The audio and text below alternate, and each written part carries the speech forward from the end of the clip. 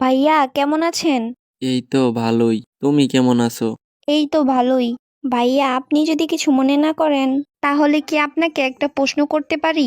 হ্যাঁ, করো। ভাইয়া আপনার কি গার্লফ্রেন্ড আছে? হ্যাঁ, আছে তো। আপনার গার্লফ্রেন্ডের নাম কি? ওর নাম তো রিয়া। তো আপু কিসে পড়ে? আপু বলতেছো কেন? উর্মি তো তোমাদের ক্লাসেই পড়ে। এই উর্মিটা আবার কে? যাই হোক, আপনি আপুকে অনেক ভালোবাসেন তাই না? হ্যাঁ, আমি নুসরাতকে অনেক ভালোবাসি। ওর জন্য আমি সব কিছু করতে পারবো।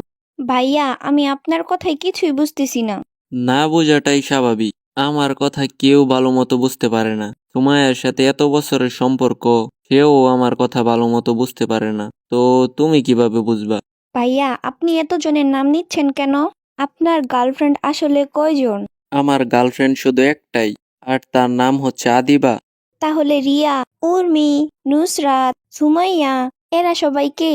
এরা সবাই তো হামিদার বান্ধবী। এই হামিদাটা আবার কে? আরে হামিদা হলো আমার গার্লফ্রেন্ড। ভাইয়া আপনার গার্লফ্রেন্ডের নামটা কি দয়া করে বলবেন? বললামই তো, আমার গার্লফ্রেন্ডের নাম মিম। আচ্ছা ভাই আমি বুঝছি। আপনাকে জিজ্ঞেস করাই আমার ভুল হইছে। আর জীবনেও এমন ভুল করব না। এই কথাটা মারিয়াও অনেকবার বলছে, কিন্তু সে তার কথা রাখতে পারে নাই। আমি রাখবো কারণ আমি মারিয়া না। তো তুমি কে? আমি তোমার গার্লফ্রেন্ড সাদিয়া।